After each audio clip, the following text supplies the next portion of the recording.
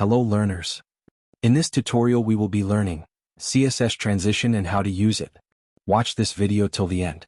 Please support this channel.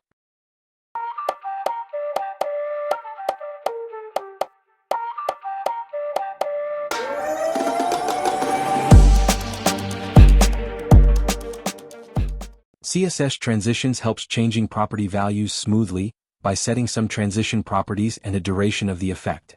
Some of the important properties associated with transition are transition, transition delay, transition duration, transition property, transition timing function.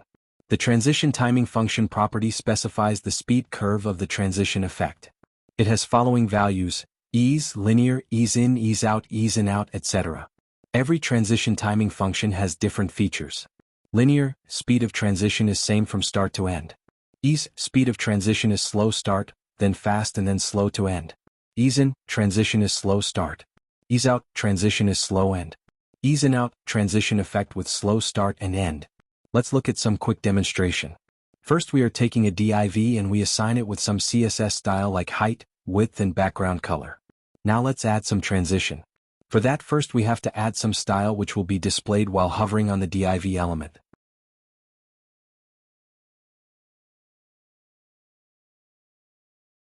Now, after the hover style is added, we will add some CSS to make the transition smooth using transition property and transition timing function property. You can also use other transition property we have discussed now.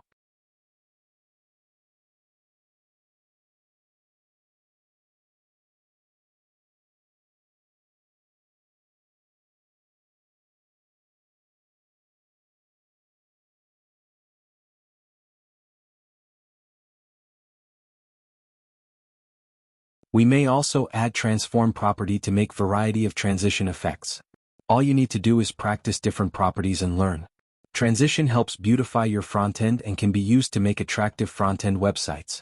So do not forget to practice your own.